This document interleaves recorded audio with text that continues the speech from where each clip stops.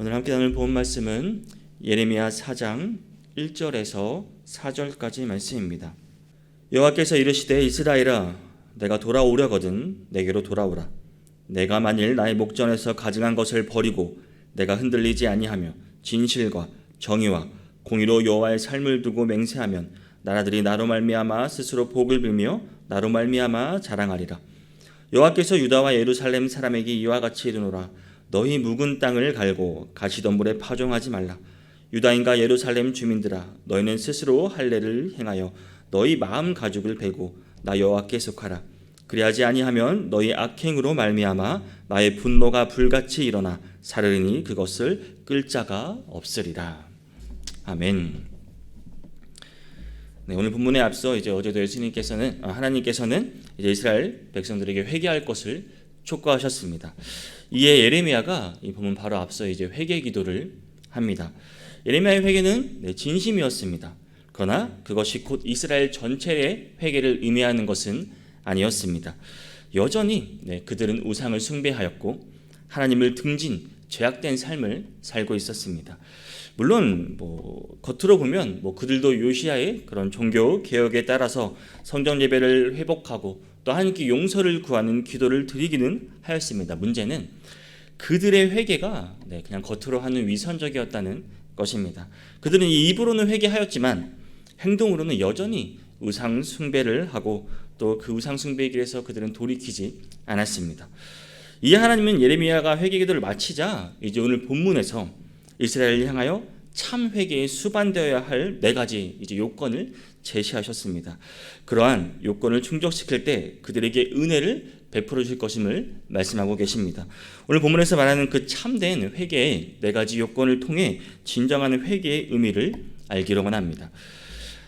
하나님께서 오늘 본문을 통해 참된 회개의 요건을 말씀하십니다. 이제 1절에서 2절을 보면 여호와께서 이르시되 이스라엘아 내가 돌아오려거든 내게로 돌아오라. 내가 만일 나의 목전에서 가증한 것을 버리고 내가 흔들리지 아니하며 진실과 정의와 공의로 여호와의 삶을 두고 맹세하면 나라들이 나로 말미암아 스스로 복을 빌며 나로 말미암아 자랑하리라. 말씀하시면서 이제 회개의 요건에 대해 말씀하십니다. 먼저 2가지를 제시하십니다. 첫째는 하나님 앞에서 가증한 것을 버리고 흔들리지 아니하는 것입니다. 이 가증한 것이라는 것은 이방의 그런 우상의 것을 말하는 것이겠죠. 그리고 흔들리지 아니하는 것은 이제 우상의 숭배에 흔들리지 아니하고 한결같은 마음으로 하나님만 섬기는 것을 말합니다. 그럼 여기서 하나님께서 요구하시는 그 회개의 첫 번째 요건은 이제 유다 백성들이 하나님 대신 숭배하던 그 우상을 버리고 오직 한결같은 마음으로 하나님만 섬기라는 것을 말하고 있는 것입니다. 둘째는 진실과 정의로 정의와 공의로 여호와의 삶을 두고 맹세하라고 말씀합니다. 이는 마음에 내가 한 점 꺼리낌이나 또 거짓이 없이 진실되게 오직 하나님만을 섬기며 살아가는 것을 말합니다. 사랑하는 성도 여러분, 우리는 이처럼 하나님께서 유다 백성들에게 요구하시는 회개의 요건을 통해 그 회개의 본질이 무엇인지 알아야 할 필요가 있습니다. 그렇다면 여기서 우리가 알 수 있는 그 회개의 본질은 무엇입니까? 그것은 회개란 마음의 그 삶의 근본적인 변화가 수반되어야 한다는 것입니다. 즉 회개는 이전에 행하던 모든 가증한 것들 또 우리의 모든 죄악된 것들을 버리고 하나님께 대하여 흔들리지 않는 것을 말하는 것입니다. 흔들리지 않는 믿음을 요구하신다는 것입니다. 유다 백성들의 예를 들면 그들이 하나님 대신 그동안 섬겨왔던 또 하나님과 겸하여 섬기는 그런 모든 우상, 그 우상 숭배에 연루된 삶 모든 것들을 버리고 오직 하나님만 섬기며 그분의 말씀만을 쫓는 것이라고 알 수 있습니다. 그런데 우리는 보통 회개라고 하면은 어떻게 생각합니까? 죄를 고백하고 용서를 구하는 것으로 생각합니다. 그러나 그 회개의 요소는 죄를 고백하고 용서를 구하는 것은 물론 포함되어 있지만 그것이 회개의 전부는 아닙니다. 죄를 고백하고 용서를 구하는 것은 회개에 있어서 꼭 필요한 일입니다. 자기 죄에 대한 고백이 없이 물론 회개란 있을 수 없는 일입니다. 그러나 회개에는 죄를 고백하고 용서를 구하는 것 그 이상으로 중요한 요소가 있습니다. 그것은 바로 우리 그 마음의 삶의 변화입니다. 그 죄악된 마음, 우리의 죄악된 삶을 버리고 하나님을 섬기며 하나님의 말씀에 순종하며 선을 추구하는 삶을 살아가야 하는 것입니다. 이것이 회개에 있어서 우리가 죄를 고백하고 용서를 구하는 것보다 더 중요한 요소입니다. 이는 사실상 회개의 본질이라 말할 수 있습니다. 아무리 우리가 죄를 고백하고 용서를 구한다고 해도 우리 마음에 변화가 없고 삶의 변화가 없다면 그것이 여러분 회개라고 말할 수 있겠습니까? 마음과 삶의 변화가 없는 고백은 단지 입술의 회개에 지나지 않는 거짓 회개일 뿐입니다. 이 당시 이스라엘 백성들이 했던 그런 위선적인 회개일 뿐입니다. 진정한 회개는 반드시 제 그 고백과 함께 그 마음의 변화, 우리의 삶의 변화가 수반되어야 한다는 것입니다. 사랑하는 성도 여러분, 침례 요한이 그 회개의 침례를 베풀 때 사람들에게 무엇을 요구하였습니까? 단지 죄를 고백하라고만 했습니까? 아닙니다. 회개에 합당한 열매를 맺으라라고 했습니다. 그리고 그처럼 회개에 합당한 열매를 맺는 그 신뢰를 누가복음 3장 7절에서 11절에서 말씀하고 있습니다. 제가 한번 읽어드리겠습니다. 요한이 침례받으러 나오는 무리에게 이르되 독사의 자식들아 누가 너희에게 일러 장차올 진노를 피하라 하더냐. 그러므로 회개에 합당한 열매를 맺고 속으로 아브라함이 우리 조상이라 말하지 말라. 내가 너에게 이르노니 하나님이 능히 이 돌들로도 아브라함의 자손이 되게 하시리라. 이미 도끼가 나무 뿌리에 놓였으니 좋은 열매 맺지 아니하는 나무마다 찍혀 불에 던져지리라. 무리가 물어 이르되 그러면 우리가 무엇을 하리이까? 대답하여 이르되 옷 두 벌 있는 자는 옷 없는 자에게 나눠줄 것이요 먹을 것이 있는 자도 그렇게 할 것이니라 하고 라고 말씀합니다. 무엇을 말하고 있습니까? 이 회개에는 반드시 구체적으로 또 우리가 실제적인 삶의 변화가 수반되어야 한다는 것을 말하고 있는 것입니다. 그러므로 성도 여러분, 우리는 단지 우리가 죄를 고백하고 또 용서를 구하는 것, 기도하면서 우리가 눈물이 난 것으로 회개하였다는 그런 착각을 버려야 한다는 것입니다. 입술로 하는 고백이 되지 말아야 하는 것입니다. 우리의 삶의 자리에 아직 남겨진 이 악한 것, 이 거짓된 것을 버리고 우리가 새로운 그런 심령을 소유하는 것, 선한 것을 추구하고 또 진실된 것들만을 구하기까지 우리의 회개는 결코 완전한 것이라고 말할 수 없는 것입니다. 회개는 단순한 죄 고백이 아닙니다. 이 마음과 이 삶의 변화, 실제적인 변화가 있어야 한다는 것입니다. 달리 말하면 회개는 말이 아니라 변화 그 자체인 것입니다. 우리는 오늘 말씀대로 참된 회개의 기도를 드려야 할 필요가 있습니다. 그에 합당한 삶을 살게 될 때 하나님께서 우리의 기도를 반드시 들어주시고 결코 외면하거나 망각하지 않으실 것입니다. 우리의 삶을 축복으로 분명히 채우실 것을 여러분 기억하시기를 바랍니다. 그리고 3절을 보면 이제 세 번째 참된 회개의 요건이 나옵니다. 3절을 보겠습니다. 여호와께서 유다와 예루살렘 사람에게 이와 같이 이르노니 너희 묵은 땅을 갈고 가시덤불을 파종하지 말라. 너희 묵은 땅을 갈고 가시덤불에 파종하지 말라고 촉구하고 계십니다. 이는 이제 유다와 예루살렘 사람들에게 마음의 근본적인 변화를 촉구하시는 말씀입니다. 여기서 묵은 땅이라 이제 도저히 씨를 받아들여 싹을 내고 결실을 보게 할 수 없는 아주 단단하게 굳은 땅을 말합니다. 여기서는 하나님의 말씀에 불순종함으로써 어떠한 선한 것도 낼 수 없고 악하고 완고한 그 마음을 가리키겠죠. 그리고 가시덤불은 이제 땅을 갈아엎지 않고 그대로 방치하여 둠으로써 그곳에서 자란 이제 거친 잡초들을 말합니다. 여기서는 완악해진 그 마음에서 파생되어 나온 온갖 종류의 죄악을 말하고 있습니다. 그래서 우리가 하나님의 말씀을 그 씨앗을 받으려면 완악하고 이 완고한 마음으로 받지 말고 그 마음을 어떻게 해야 됩니까? 완전히 갈아 엎어야 합니다. 그래야 그 말씀을 우리 마음 깊숙이 받아들일 수 있는 것입니다. 그로 말미암아 하나님의 말씀이 결실을 보게 될 것이란 말입니다. 한마디로 말하면 완고한 마음을 버리고 하나님의 말씀을 받을 수 있게 마음을 변화시키라는 것입니다. 하나님께서는 이와 같은 말씀을 호세아 선지자를 통해서 이제 북이스라엘 백성들에게도 주신 바가 있습니다. 호세아서 10장 12절 말씀을 보면 너희가 자기를 위하여 공의를 심고 인대를 거두라. 너희 묵은 땅을 기경하라라고 이렇게 말씀하시면서 그리고 이제 이렇게 하면 여호와께서 오사 공의를 비처럼 너희에게 내리시리라 이렇게 말씀하셨습니다. 하나님의 공의를 그 의의 은혜를 내려주신다는 말씀입니다. 하나님께서는 이스라엘 백성들이 그 의의 씨앗을 뿌리고 그 묵은 땅, 곧 완악한 마음을 너희가 마음을 새롭게 변화시킨다면 그들에게 은혜를 베풀어 주시고 반드시 그 결실을 보게 하실 것이라고 말씀하셨습니다. 사랑하는 성도 여러분, 아무리 씨를 뿌리고 밭을 간다고 했는데 여러분 비가 내리지 않으면 어떻게 됩니까? 그것은 아무 소용이 없습니다. 그 일은 헛수고가 됩니다. 그러므로 씨를 뿌리는 것도 중요하지만 반드시 그 땅에는 비가 내려야 하는 것입니다. 그러나 또 반면에 아무리 비가 내린다고 해도 그 밭을 기용하지 않는다면 거기서는 제대로 된 결실을 보지 못할 것입니다.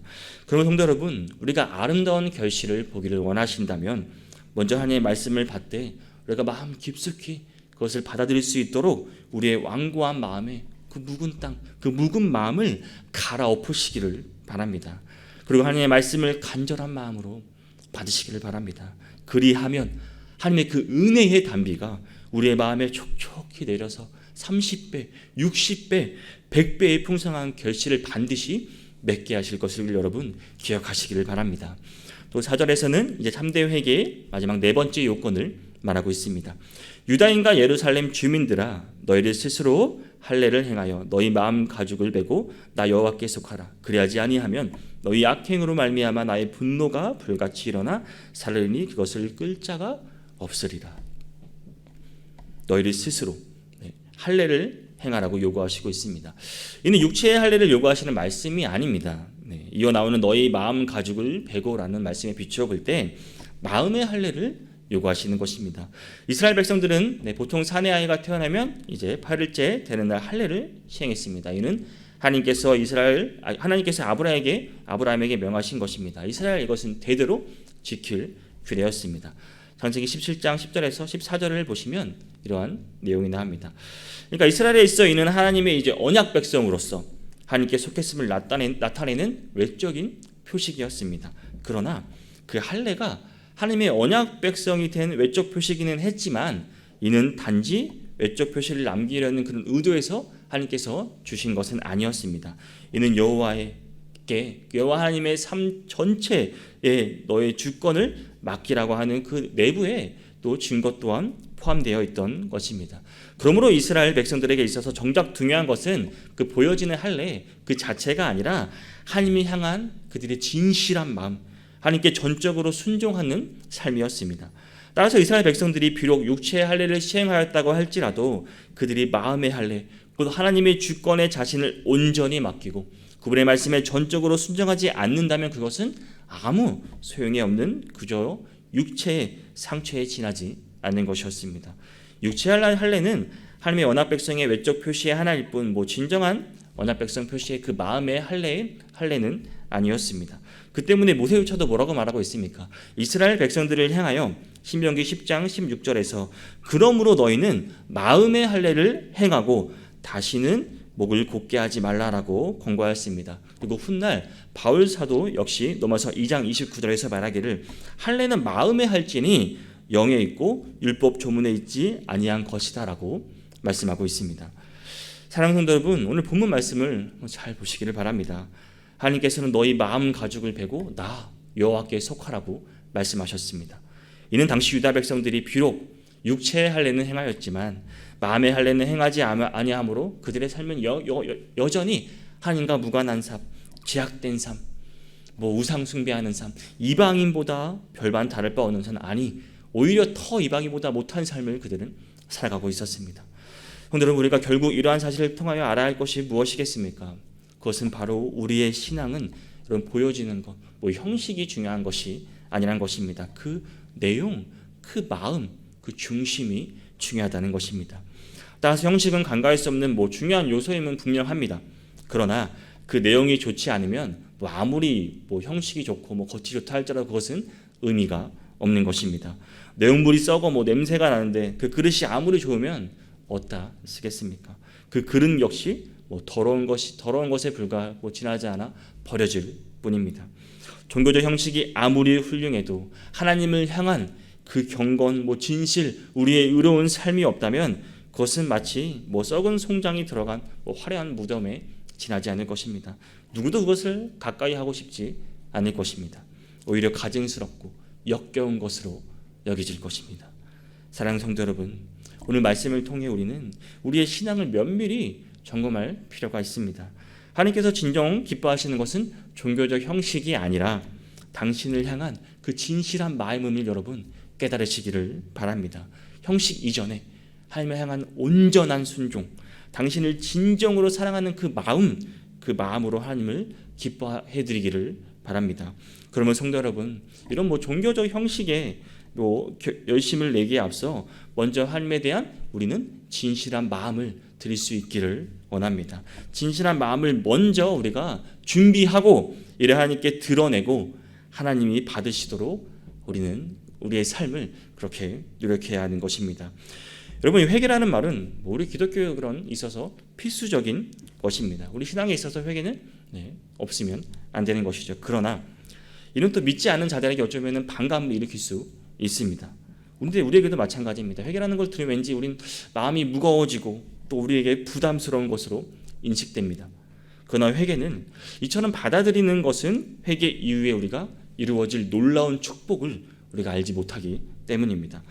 여러분, 성경에서 무수히 많이 제시되는 그런 회개의 요구, 회개를 권면하는 내용들은 하나님께서 우리 마음을 무겁게 하고 우리에게 짐을 주기 위해서 우리에게 말씀하시는 것이 아닙니다. 그것은 성경 여러 곳에서 해답을 찾을 수 있지만 신약에 제시된 그런 그리스도의 선포를 통해 명확하게 확인할 수 있습니다. 예수님께서 마태복음 4장 17절을 보면 이렇게 말씀하십니다. 회개하라, 천국이 가까이 왔느니라라고 선포하셨습니다. 무슨 말입니까? 여러분, 회개하면 이미 가까이 임한 천국이 그들에게, 우리에게 임한다는 것입니다. 이를 가발할 때 회개는 무엇입니까? 하늘의 그런 진정한 축복, 모든 풍성한 은혜와 복을 누리는 통로임을 알 수 있는 것입니다. 우리가 매일 천국의 은혜, 축복을 체험하길 원한다면 여러분, 회개를 통해 죄로 멀어진 하나님과 우리 사이를 가까이 해야 하는 것입니다. 그러므로 하나님 앞에 죄를 고백하는 것, 여러분, 이것은 결코 부끄러운 일이 아닙니다. 수치스러운 일이 아닙니다. 나약하고 우리의 초라한 것으로 여러분 생각하지 마시기를 바랍니다. 오히려 그것은 우리를 만복의 근원이신 하나님께 더욱더 가까이 이끌고 또 하나님이 약속하신 그 유업, 우리에게 그 천국의 유업을 더 온전히 받아 누리기 위한 통로의 축복의 통로임을 여러분 이 시간 반드시 기억하시기를 바랍니다. 오늘 하루 우리가 다시 한번 우리 삶을 돌아보고 회개함으로써 주님과 더 가까워질 수 있는 모든 성도님이 되시기를 주님의 이름으로 축복합니다.